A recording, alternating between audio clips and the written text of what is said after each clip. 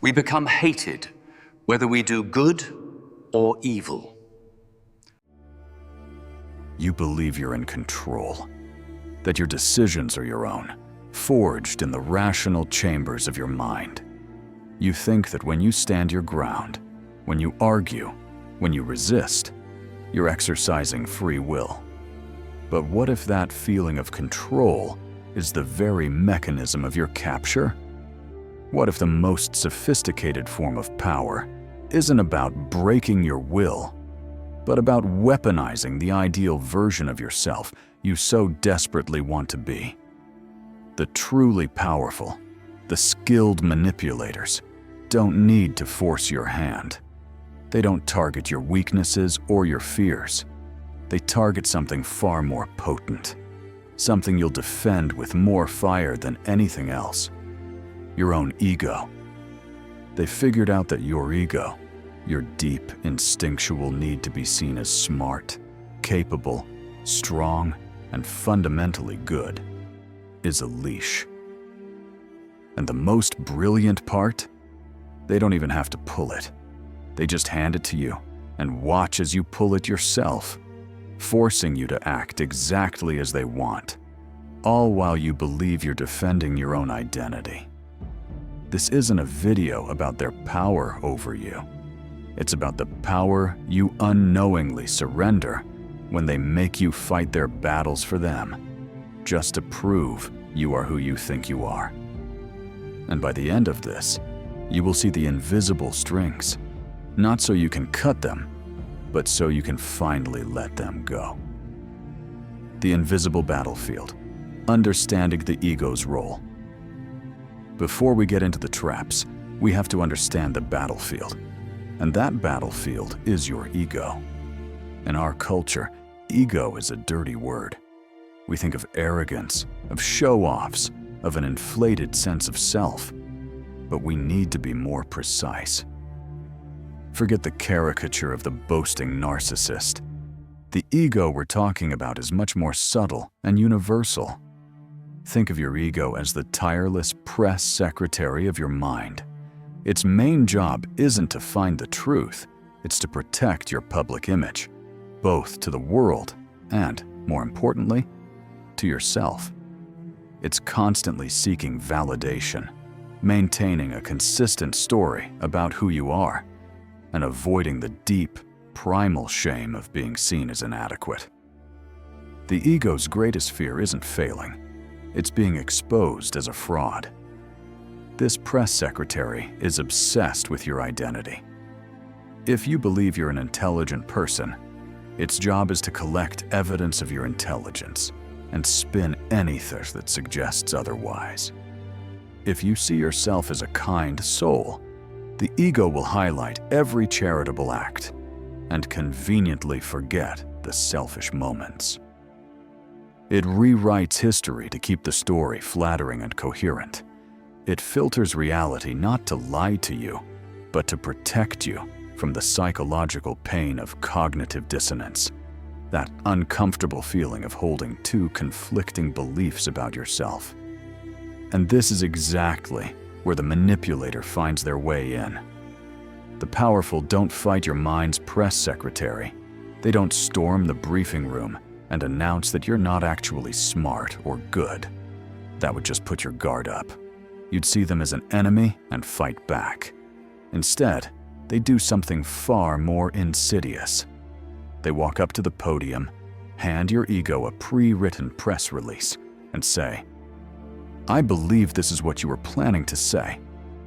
And because that script is filled with flattering affirmations of the very identity you want to protect, as a recognized expert, given your reputation for tough challenges, as someone who values fairness above all, your ego doesn't just read the script, it claims authorship. It believes the words are its own. Now you're defending their position, thinking it's yours. This is the invisible architecture of control. It's not domination, it's delegation. The manipulator outsources the work of control to your own mind. They don't build a prison around you. They convince you the prison walls are the framework of your ideal self, and that protecting those walls is your sacred duty. Once you feel safe with their version of you, you stop questioning their motives. Because questioning them would mean questioning the very image of yourself you've come to love. So, as we move into the specific traps, remember this. The game is never about the topic at hand. It's not about the business deal or the family argument. The game is about controlling the frame by activating the guardian of your self-image. They bait the guardian, and the guardian moves you. The first trap, the gauntlet of intellect, the prove you're smart trap. The first and most common trap is the gauntlet of intellect. It's designed to exploit the part of your ego that's deeply invested in being seen as intelligent and perceptive. It works because a smart person's ego doesn't fear a challenge. It craves a chance to show off. The manipulator knows this, so they don't present a fortress for you to attack. They present a puzzle with one slightly misplaced piece. Here's how it's set. The manipulator presents an argument that's 95% correct, but contains a subtle, intentional flaw. It might be a slightly wrong statistic, a minor historical error, or a small logical leap that doesn't quite add up. The average person might miss it. But they aren't targeting the average person. They're targeting you. And your ego, your diligent press secretary, immediately sounds the alarm. It sees the flaw not as a mistake, but as an opportunity, a chance to assert your intellectual dominance and be the smartest person in the room. The urge is almost irresistible. You feel a physical need to jump in and say, actually, that's not quite right. The moment you do, the trap springs. You think you're winning an argument. In reality, you've just lost the war. By focusing on the small, irrelevant flaw, you've implicitly accepted the other 95% of their frame. You've been dragged from your ground onto their turf, where you're now playing their game by their rules. All of your intellectual firepower is now consumed by a minor skirmish they designed for you. Think about a workplace meeting. A colleague presents a new strategy you know is mediocre. You're waiting for the right moment to propose your better alternative. But in their presentation, they use a data point from last year's report. Your ego twitches. The desire to correct this is overwhelming. You raise your hand, point it out, and feel a rush of satisfaction. You've proven you're sharp. But what just happened? The conversation is now about which data set is more accurate. An hour later, the meeting ends, and the flawed strategy is approved with a minor data adjustment. You were so busy proving you were smart that you forgot to prove the idea was stupid. This tactic is psychological judo. They use the weight of your own intellect against you. Another version is what I call suggestive defiance. Instead of a flaw, they'll offer a veiled insult, a subtle challenge to your competence. They'll say something like, "This next part is a bit complex," with the subtext being, "for you to understand." Or, most people miss the nuance here. Your ego hears a call to arms. "I'm not most people. I'll prove I get the nuance." You then over-explain and demonstrate your deep knowledge, revealing strategic thinking you might have otherwise kept to yourself. They baited you with condescension, and you paid them with free consulting. This trap is also sprung with a technique called the seed of doubt. It's a simple questioning phrase that implies you've made a mistake. After you've laid out a perfectly sound plan, they might pause, look at you with a concerned expression, and ask, "Are you sure that's the best way?" Or, "Did you consider the downstream effects?" There may be no real objection behind the question. The question is the weapon, It's designed to make you second-guess yourself. Your ego, terrified of being caught in an error, launches into a lengthy, defensive justification. You are now the defendant in a trial you didn't even know was happening. And in any trial, the one asking the questions is the one in control. They do this by hijacking your focus. The manipulator creates an urgent, emotional micro-problem, the need to correct a flaw or quell a doubt, that distracts your higher-level strategic mind. You're so focused on winning the battle of the sentence that you don't realize you're losing the war for the agenda. The validation you get from being right is the cheese in the mousetrap. It feels good, but you're still caught. The second trap, the prove you're strong trap. The second great trap moves from the intellectual to the visceral. It targets your self-perception of being strong, capable, resilient, and independent. This part of your ego defines itself not by what it knows, but by what it can endure. It's the voice that says, you don't quit. You can handle anything. You are not weak. The manipulator weaponizes this by creating a frame where anything less than superhuman effort is an admission of failure. This trap is often set with a challenge disguised as a compliment. A manager might approach their best employee and say, "I have an incredibly difficult project with an impossible deadline. Nobody else can handle it, but I immediately thought of you. It's going to take nights and weekends, but if anyone can pull it off, it's you." Let's break down this masterpiece of manipulation. The manager has framed the task not as a burden, but as an exclusive opportunity. Nobody else can handle it makes you feel special. The mention of nights and weekends isn't a warning. It's a measure of the Herculean effort that proves your strength. Your ego hears, "This is a test of my elite status." To refuse feels like admitting, "I'm not who you think I am. I'm not the best." The fear of losing that identity is often more powerful than the dread of burnout. So, you accept. You sacrifice your well-being to meet the impossible deadline. You succeed, exhausted, but triumphant. The manager gets a promotion. You get a pat on the back and another impossible project. You were so busy proving you were strong enough to carry the burden, you never stopped to ask if it was worth carrying. This also shows up in personal relationships through emotional endurance tests. A manipulative partner might use subtle jabs to question your stability. Phrases like, "You're being too sensitive," or "I guess you just can't have a rational conversation," aren't observations. They're provocations. They're designed to trigger your need to prove you are emotionally strong. In response, you swallow your genuine feelings. You put on a mask of calm composure to show them you can be rational, that you aren't too sensitive. The moment you do this, you lose. You've allowed them to define the acceptable terms of emotional expression. You've invalidated your own feelings just to win their approval.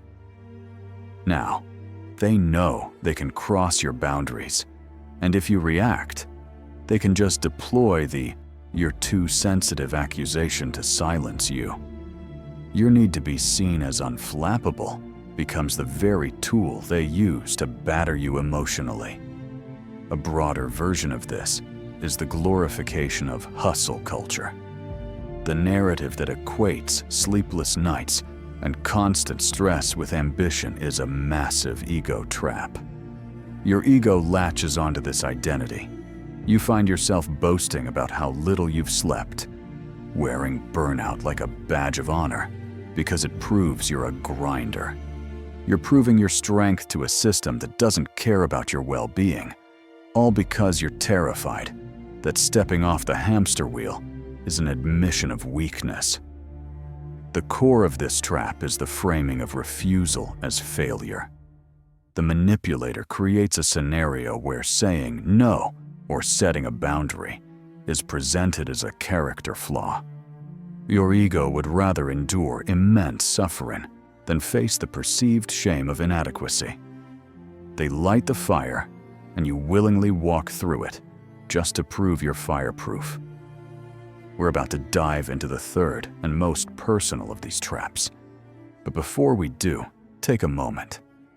If this is resonating, if you're starting to see these patterns in your own life, it's because this is a universal dynamic. Understanding it is the first step toward reclaiming your power. If you're finding this valuable, consider subscribing. You're not just clicking a button. You're joining a conversation about how to break free from the invisible scripts that hold us back. The more of us who understand the game, the harder it is for anyone to play it against us. Section 4. The third trap. The golden handcuffs of goodness. The prove you're a good person trap. If the first trap targets your mind, and the second, your will, this third trap targets the core of your identity, your self-perception as a good person. This is arguably the most insidious trap because it doesn't just ask for your effort, it demands your complicity. It weaponizes your virtues, your loyalty, your fairness, your compassion, and turns them into golden handcuffs. This trap works by framing a request in moral terms, making refusal feel like a betrayal of your own values. The manipulator isn't asking you to do something for them. They're asking you to be the person you already claim to be. Consider the loyalty test. A friend comes to you with an unreasonable request to cover for their mistake, or lend them money you know they won't return. Before you can even process it, they deploy the hook. I'm only coming to you because I know I can trust you. You're my most loyal friend. Suddenly, the decision isn't about the request. It's about your identity. Are you a loyal friend or not? To say no now feels like a declaration. I am not the loyal person you think I am. This creates an intense psychological discomfort. Often, the easiest way to resolve it is to give in. You agree, not because you want to, but because the alternative, shattering your image of yourself, is too painful. Your virtue has become your vulnerability. Another powerful version is the fairness fallacy. This is common in negotiations. When a manipulator feels they're losing ground, they shift from facts to the principle of fairness. They'll look you in the eye and say, "Look, all I'm asking for is what's fair." We both believe in being fair, don't we? The genius here is that they've seized the authority to define fair. And since your ego is deeply invested in being a fair-minded person, you feel a powerful urge to agree. Arguing against their definition of fair feels like arguing against fairness itself. So you make concessions you shouldn't, all to maintain your identity as a fair person. You were so focused on proving your character that you gave away your assets. Perhaps the most draining version is weaponized compassion. This is the domain of the professional victim. They have mastered leveraging their suffering to control others. They appeal to your identity as a kind, caring person by creating a constant stream of crises that only you can solve. Your ego gets a steady diet of validation from being the savior, the rock. It feels good to be needed, but it's a trap. Your role as savior is conditional on their role as victim. They need you to be compassionate, so they'll always have a new wound for you to tend to. You get caught in a cycle of codependency, your energy drained by their manufactured emergencies. If you ever try to pull back, you're hit with accusations of being selfish or cruel. They're attacking your self-image as a good person, and they know it's your Achilles' heel. You're controlled not by threats, but by your own desperate need to see yourself as compassionate. The golden handcuffs feel warm, but they are handcuffs all the same. In each scenario, the manipulator turns your morality into a tool. They know that for many people, the fear of being seen as bad, disloyal, unfair, selfish is far greater than the cost of giving in. They don't need to defeat you. They need you to defeat yourself on the altar of your self-image. The escape, reclaiming your sovereignty. We've walked through the subtle architecture of ego manipulation. You might be feeling angry or helpless, recognizing these patterns in your own life. But the point of this isn't to make you cynical. It's to light up the path to freedom. The solution isn't to destroy your ego. That's a war you'll never win. And it isn't to become a cold machine devoid of pride or virtue. The solution is to discipline your ego, to transform it from an insecure press secretary into a calm, discerning strategist. The only way to win their game is not to play. Here's how you begin. First, recognize the bait. The manipulator's hook works because it gets an immediate emotional reaction. When someone challenges your intelligence, you feel that hot surge of indignation. When they question your strength, you feel your chest tighten. When they appeal to your virtue, you feel a pang of guilt. These feelings are the alarm bells. They're the signal that a baited hook just dropped in the water. Your first job is not to act on the feeling, but to simply notice it. Get curious about your own internal state. When you feel that defensiveness rise, just pause. Ask yourself, what is this feeling? What part of my self-image is being threatened right now? In that quiet moment of observation, you create a space between their stimulus and your response. You see the bait for what it is, a cheap piece of metal designed to look like a meal. This awareness is a revolutionary act. Second, embrace strategic apathy. A manipulator is an addict, and their drug is your reaction. They need your anger, your justification, your defensiveness to feel powerful. The most devastating response you can give them is a calm, strategic withdrawal of that emotional supply. You don't chase, you don't argue, you don't engage on their terms. When they present a flawed argument, instead of leaping to correct it, try a simple, "I see," or "That's one way of looking at it." These aren't agreements, they're dismissals. They signal that you've heard them, but you're not investing your energy in their game. When they challenge your strength with an unreasonable request, instead of accepting, say, "Thank you for thinking of me. I'll need to see if that aligns with my priorities." You just reclaimed the frame. It's no longer about your strength. It's about your purpose. Silence is your most powerful weapon. After they lay a trap, just pause. Hold eye contact. Let the silence hang in the air. It's deeply unsettling for them.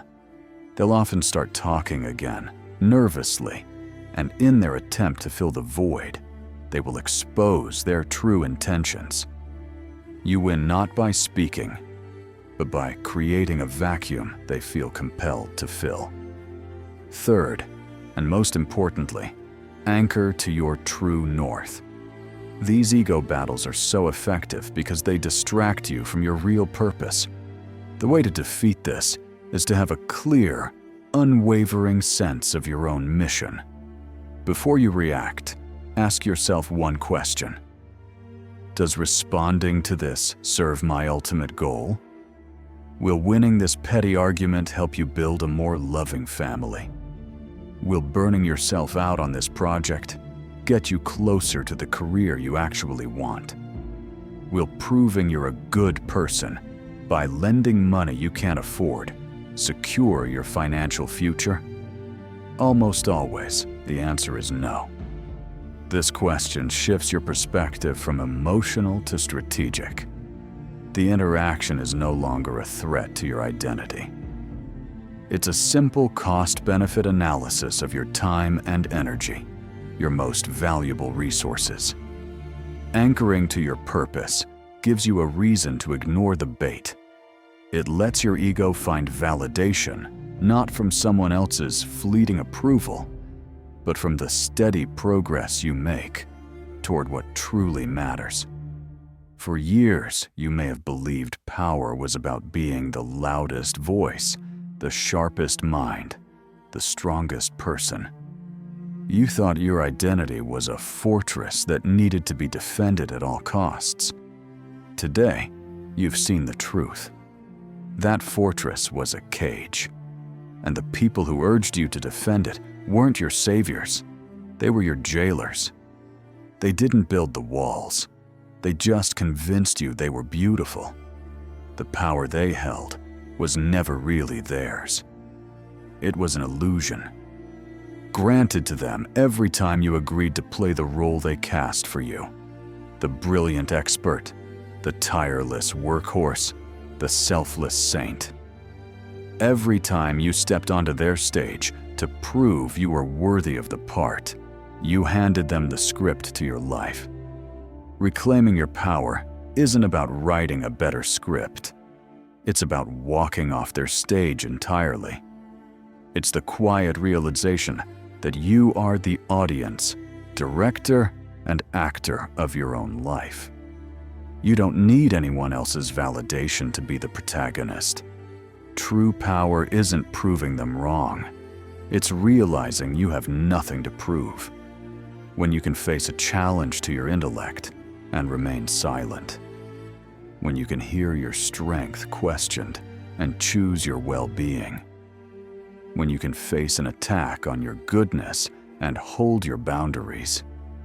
You become psychologically unbreakable. When you stop protecting the fragile idea of who you are, you finally become free to be who you are. And that is a person they can never, ever control.